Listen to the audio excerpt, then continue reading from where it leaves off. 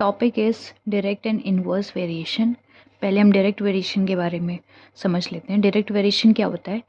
अगर हम एक क्वांटिटी को इंक्रीज़ करते हैं, इंक्रीज़ मतलब एरो जो है वो ऊपर की तरफ होगा, तो ऊपर की तरफ एरो का मतलब होता है इंक्रीज़। अगर एक क्वांटिटी को इंक्रीज़ करते हैं तो दूसरी क्वांटिटी भी क्या होगी? इंक्रीज़ होगी। अगर एक क्वांटिटी को डिक्रीज़ करते हैं तो दूसरी क्वांटिटी भी क्या होगी? डिक्रीज़ होगी। Means direct relation, means positive relation. अब इसको हम एग्जाम्पल के थ्रू समझते हैं। फॉर एग्ज़ाम्पल हमने दो क्वांटिटी ले ली, एक x और एक y।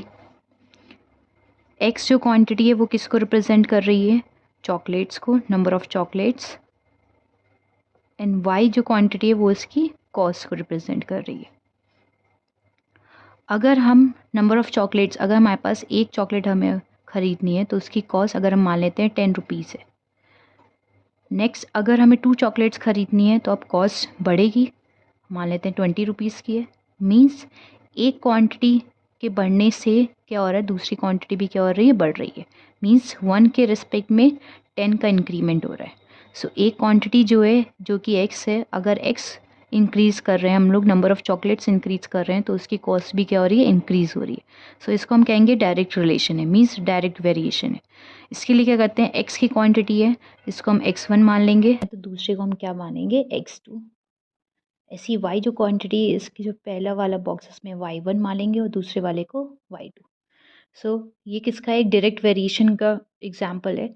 सो इसमें क्या करते हैं हम कि x1 upon y1 is equals to, means x1 upon y1 is equals to x2 upon y2। x1 की वैल्यू क्या है? 1 और y1 की 10, x2 की 2 और y2 की 2। इन चारों में से अगर एक भी हमें मिसिंग होता है तो हम इसके थ्रू हम फाइंड आउट कर सकते हैं। Now next is inverse variation. Inverse variation में क्या होता है? Inverse means opposite relation, opposite variation. कि अगर एक क्वांटिटी इंक्रीज करते हैं तो दूसरी क्वांटिटी क्या होती है? डिक्रीज। अगर एक डिक्रीज हो रही है तो दूसरी क्वांटिटी क्या हो रही है? इंक्रीज। इसको एग्जाम्पल के थ्रू समझते हैं। फॉर एग्जाम्पल हमने दो क्वांटिटी ली, एक को हमने x माना, दूसरे को y। जो x है वो रिप्रेजेंट कर रही है स्पीड को और जो y है वो रिप्रेजेंट कर रही है टाइम को। मान लेते हैं स्पीड हमने, फॉर एग्जांपल अगर हमने 30 की किलोमीटर पर आवर की स्पीड से एक ट्रक चलता है और एक डेस्टिनेशन पहुंचने में वो 10 आवर्स लगा देता है।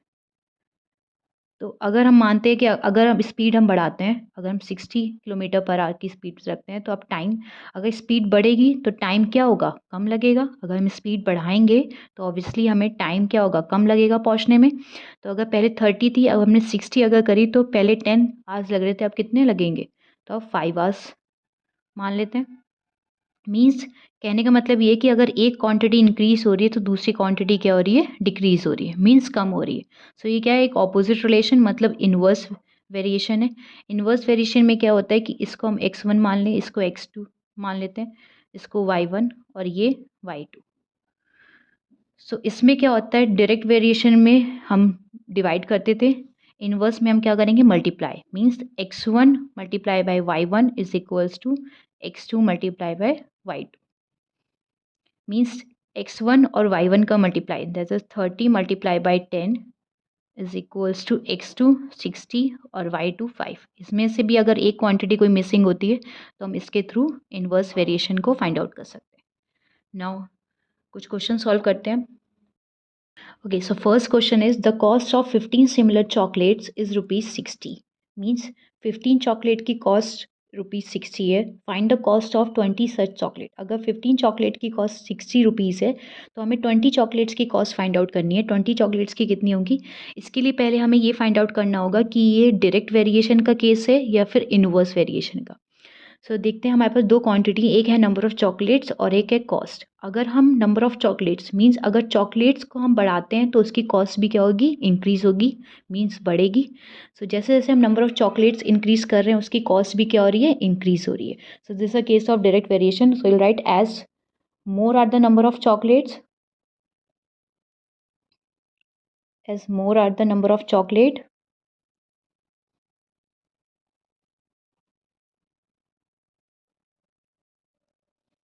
So more is the cost.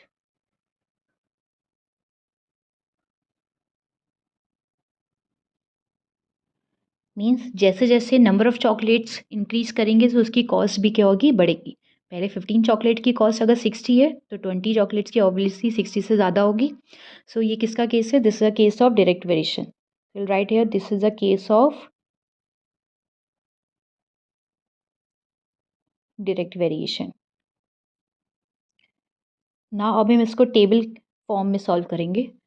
एक टेबल बनाएंगे जिसमें एक 2 रो रखेंगे। एक रो हम करते हैं चॉकलेट्स की, नंबर ऑफ़ चॉकलेट्स, और एक रो हम रखेंगे उसकी कॉस्ट की। कॉस्ट हमें किस में गिवन है? रुपीज़ में। सो फर्स्ट इज 15 चॉकलेट की कॉस्ट 60 है। 15 चॉकलेट की कॉस्ट हमें कितनी गिवन है? 60 रुपीज़। हमें 20 चॉकलेट की कॉस्ट फाइंड आउट करनी है। सो उसको हम एक्स मान लेंगे। अब ये डायरेक्ट वेरिएशन का है। डायरेक्ट वेरिएशन में क्या करते हैं? डिवाइड कर देते हैं। Means 15 divided by 60 equals to 20 divided by x. ना क्रॉस मल्टीप्लाई दिस। एक्स की वैल्यू फाइंड आउट करनी है। 15 multiply by x is 15x, 20 multiply by 60। Again हम इसको मल्टीप्लाई नहीं करेंगे, हम इसको एज इट इज़ रहने देंगे। 15 हम इधर डिवाइड में ले आएंगे। 20 मल्टीप्लाई बाई 60 डिवाइडेड बाई 15। अब कैंसिल करेंगे। 15 1s are 15, 15 4s are 60। Now what is left? 20 multiply by 4, that is x is equals to 80। So therefore the cost of 20 chocolates, the cost of 20 chocolates is rupees 80.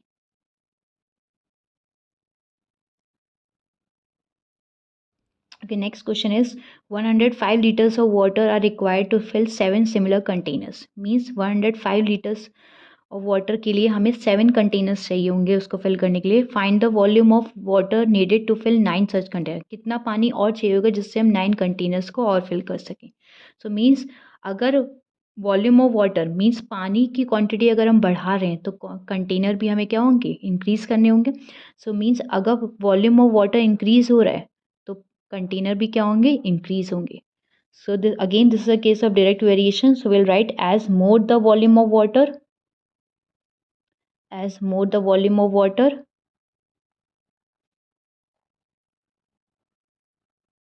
more is the number of container.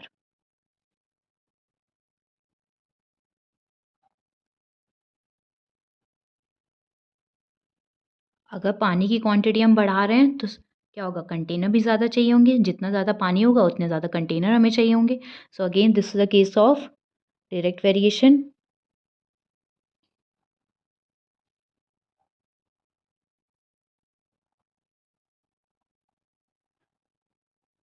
फिर से एक table form करेंगे. उसमें 2 रो रखेंगे. एक रो में हम volume of water जो कि लीटर्स में गिवन है,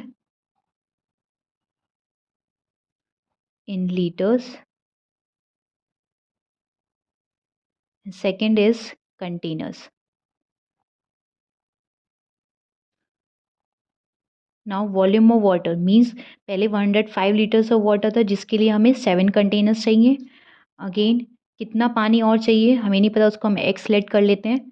उसके लिए 9 कंटेनर्स फिल करने हैं. So again this a case of direct variation. Direct variation में क्या करते हैं? डिवाइड कर देते हैं. So 105 divided by 7 equals to x divided by 9. Now again cross multiply this. 7 multiplied by x is 7x and 105 multiplied by 9. Again फिर से पूरा पूरा मल्टीप्लाई नहीं करके इसको एज इट इज लीव कर देंगे. 7 को डिवाइड में लाएंगे. x is equals to 105 multiply by 9 divided by 7. Now 7 and 105 cancel out हो सकते हैं. 7 1s are 7, again 7 1s are 7 and 7 5s are 35. तो x is equals to 15 multiply by 9, that is x is equal to 135. Means 135 liters of water is needed to fill 9 such containers. So we'll write here, therefore 135 liters of water is needed to fill 9 such containers.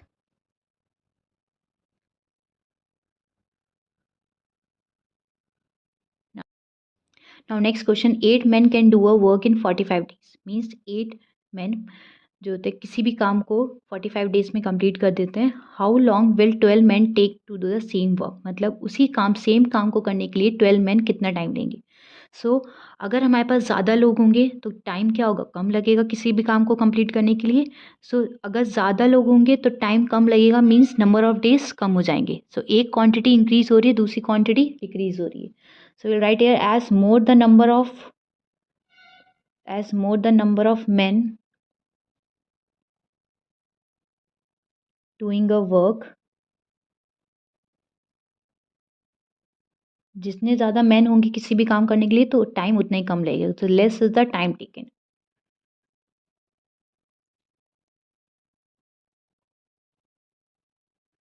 Simple सा logic है कि अगर ज़्यादा लोग होंगे तो time क्या होता है, कम लगेगा किसी भी काम को करने के लिए. पहले 8 मैन 45 डेज में कंप्लीट कर रहे थे किसी काम को, वहीं पे 8 मैन की जगह 12 मैन अगर हो जाते हैं तो काम क्या होगा, जल्दी कंप्लीट होगा. पहले 45 डेज लगे थे, अब क्या होंगे, कम लगेंगे. This is the case of inverse variation. Means एक इंक्रीज हो रहा है, दूसरा डिक्रीज हो रहा है. This is a case of inverse variation. Again इसको टेबल के फॉर्म में सॉल्व करेंगे. एक रो हम रखेंगे नंबर ऑफ मेन की और एक रो हम रखेंगे number of days. Number of main, 8 main किसी भी काम को 45 डेज में कंप्लीट करते हैं, वहीं पे सेम 12 मेन उस काम को कितने डेज में कंप्लीट करेंगे, उसको एक्स सेलेक्ट कर लेंगे. This case of inverse, inverse में क्या होता है, हम दोनों को मल्टीप्लाई कर देते हैं. 8 multiply by 45 is equals to 12 multiply by x. Direct variation में हम डिवाइड करते हैं दोनों क्वांटिटी को, यहाँ पे क्या करते हैं, मल्टीप्लाई कर देते हैं. 8 मल्टीप्लाई बाय 45 इज, वो हम करेंगे नहीं मल्टीप्लाई, उसको एज इट इज़ छोड़ देंगे. 12 multiply by x is 12x. Again 8 multiply by 45 और 12 डिवाइड में आ जाएगा. अगेन 8 और 12 को हम कैंसिल कर सकते हैं. 4 2 ज़ार 8 एंड 4 3 ज़ार 12. 45 और 3, 3 1 ज़ार 3, 3 1 ज़ार 3, 3 5 ज़ार 15. ना 15 और 2, 2 multiply by 15 that is 30. Thus 12 men can do the same work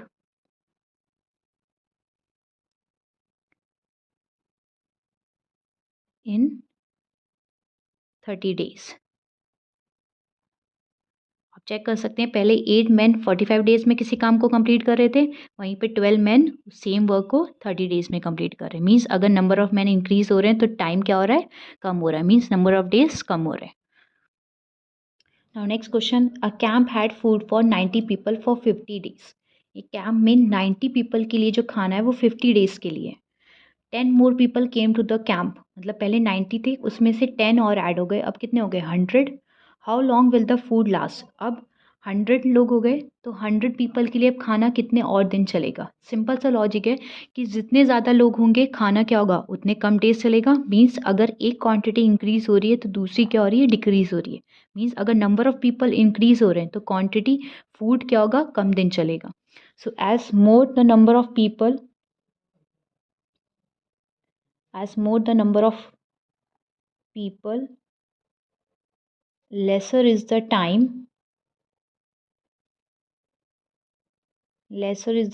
for which the food will last. Means जितने ज़्यादा लोग होंगे खाना उतने कम दिन चलेगा. पहले 90 थे, 10 और ऐड हो गए, total number of people is 100. Total number of people equals to 90 plus 10 that is 100. This is a case of inverse variation. क्यों, क्योंकि एक क्वांटिटी अगर इंक्रीज कर रहे हैं तो दूसरी क्या हो रही है, डिक्रीज हो रही है. अगर नंबर ऑफ पीपल इंक्रीज कर रहे हैं तो खाना क्या हो रहा है, कम डेज चलेगा. This is a case of inverse variation.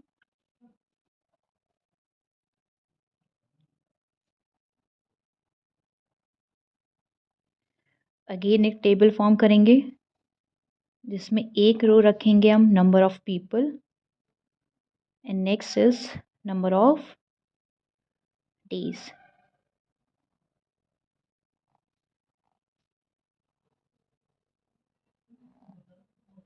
पहले 90 पीपल थे, 50 डेज के लिए खाना था. अब 90 से क्या हो गया 100. Then we have to find the number of days. Inverse variation है तो क्या होगा multiply. Means 90 multiply by 50 is equals to 100 multiply by x. So 100x is equals to 90 multiply by 50. x is equals to 90 multiply by 50 divide में 100. 10 से 10 cancel, 10 से again 10 cancel. What is left 9 multiply by 5 that is 45. Means अगर 10 people और add हो जाते हैं तो खाना अब कितने दिन चलेगा 45 डेज. चेक कर सकते हैं. पहले 90 पीपल थे, 50 डेज खाना चलता था. 10 पीपल और ऐड हो गए मीन्स 100 पीपल हो गए तो खाना क्या होगा अब कम दिन चलेगा. पहले 50 डेज तक चलता था, अब क्या होगा 45 days. So therefore the number of days is 45. Now next question. जैसे सेम क्वेश्चन है जैसे अभी हमने क्वेश्चन नंबर 4 सॉल्व किया है वैसे क्वेश्चन नंबर 5 है same. A camp had food for 80 people for 50 days. एक कैंप में 80 लोगों के लिए जो खाना है वो 50 डेज के लिए. How long will the food last. कितने दिन खाना और चलेगा if the number of people increases to 125. अगर 80 से अगर 125 अब हो जाते हैं तो खाना अब कितने दिन और चलेगा. सेम क्वेश्चन है. अगर नंबर ऑफ पीपल इंक्रीज होंगे तो खाना क्या होगा कम कम डेज लगेंगे उसको मतलब फिनिश होने में. सो एक क्वांटिटी इंक्रीज हो रही है दूसरी क्वांटिटी क्या हो रही है decrease. So as more the number of people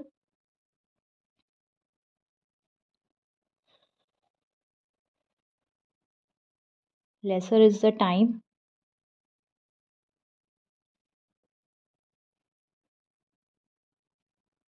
for which the food will last.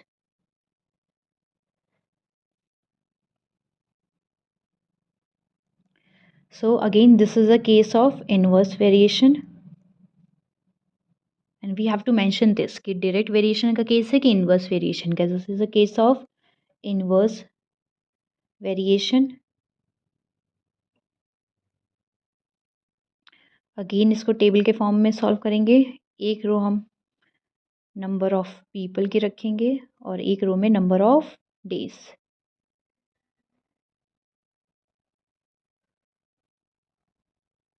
पहले 80 लोग थे तो खाना कितने दिन चलता था 50 डेज के लिए.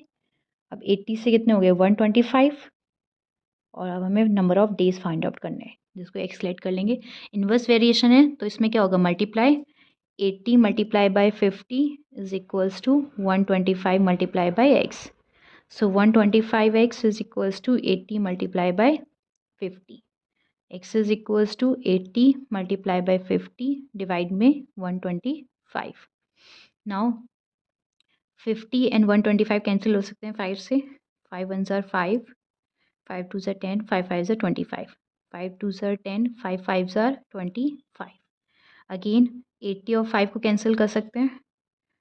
नेक्स्ट लाइन में कर लेंगे 80 मल्टीप्लाई बाई 2 दैट इज़ 5. 5 5 1 ज़ार 5 एंड 5 6 ज़ार 30 that is x is equals to 16 multiply by 2 that is 32. So therefore the number of days is 32.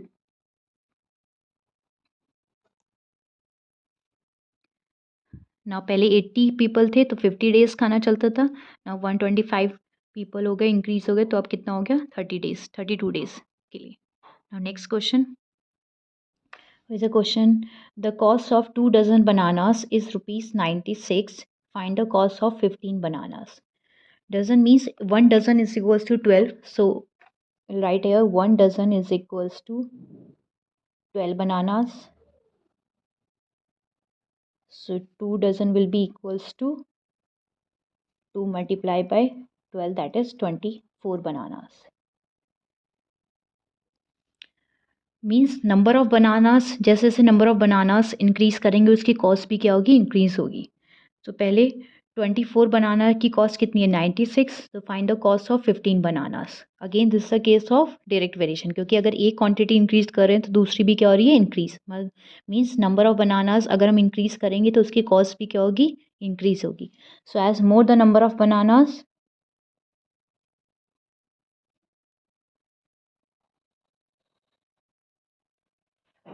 more is the cost.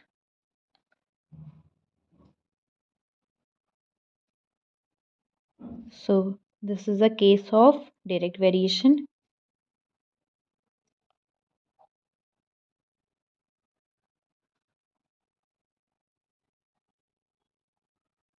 Again एक रो हम रखेंगे नंबर ऑफ बनानास, इन एक रो में हम रखेंगे cost, then number of bananas is first 24 जिसकी cost है 96, next 15 बनाना की कॉस्ट हमें फाइंड आउट करनी है।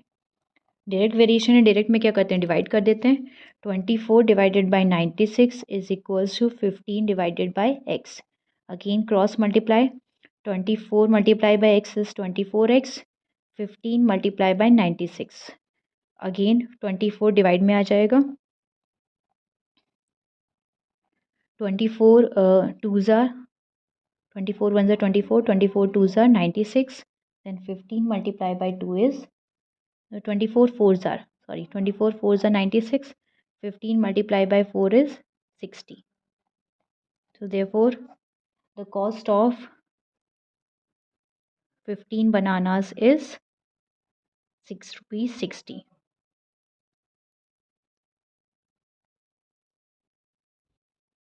Now next question, the cost of 15 similar chocolates is rupees 90, means 15 chocolate की cost कितनी है 90.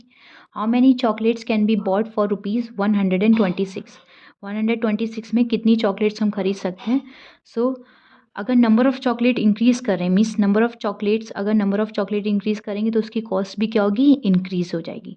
सो this is a case of direct variation. As more the number of chocolates, as more the number of chocolates, more is the total cost. Means जैसे जैसे chocolates की quantity increase होगी वैसे वैसे उसकी कॉस्ट भी क्या होगी इंक्रीज होगी. सो this is a case of direct variation.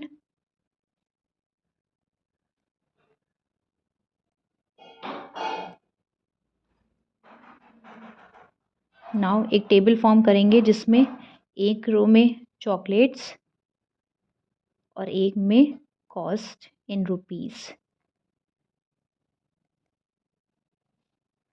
Means पहले 15 चॉकलेट की कॉस्ट कितनी है 90. Now we have to find number of chocolates जिसकी कॉस्ट कितनी है 126. डायरेक्ट वेरिएशन में तो डिवाइड कर देंगे, 15 divided by 90 is equals to x divided by 126. Cross multiply means 90 multiply by x 90x, 15 multiply by 126, x is equals to 15 multiplied by 126 divided by 90. 15 ones are 15 and 15 six are 90. 6 ones are 6, 6 2 does 12, 6 ones are 6, 96, x is equals to 21. So therefore 21 chocolates can be bought for rupees 126. Now next question, 12 men can reap a field in 65 days. reap का मतलब होता है किसी भी crop की cutting करना. So 12 men किसी भी फील्ड को रीप कर सकते हैं 65 डेज में. How many man are needed to reap the field in 60 days. कितने मैन हमें चाहिए होंगे जो किसी भी फील्ड को रीप कर सकते हैं 60 डेज में. सो अगेन क्वांटिटी, अगर एक क्वांटिटी इंक्रीज करें मीन्स अगर नंबर ऑफ मैन इंक्रीज करेंगे तो नंबर ऑफ डेज क्या होंगे कम, मतलब नंबर ऑफ मैन अगर ज़्यादा होंगे तो टाइम क्या होगा कम लगेगा. So as more the number of people, as more the number of men doing a work, less is the time taken.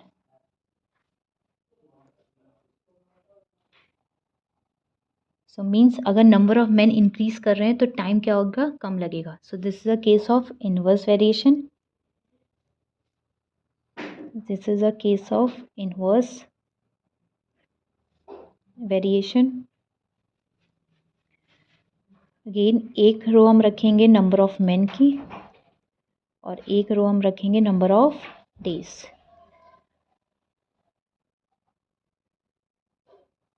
Means number of man कितने, 12 man can reap a field in 65 days. So how many man are needed to reap the field in, x let कर लेंगे in 60 days. Inverse variation का case है तो उसमें multiply करेंगे. 12 multiply by 65 is equals to x multiply by 60. बस इतना याद रखना है कि डायरेक्ट में डिवाइड कर देते हैं दोनों क्वांटिटी को, इनवर्स में मल्टीप्लाई कर देते हैं. सो 60x is equals to 12 multiplied by 65. X is equals to 12 multiplied by 65 divided by 60.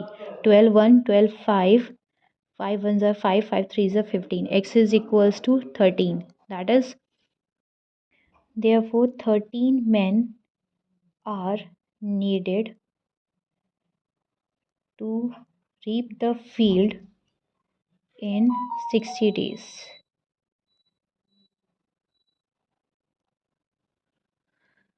So this was all about ratio, proportion and unitary method. If you have any doubt, any queries, do mention in the comment section. Do like, share and subscribe. Thank you.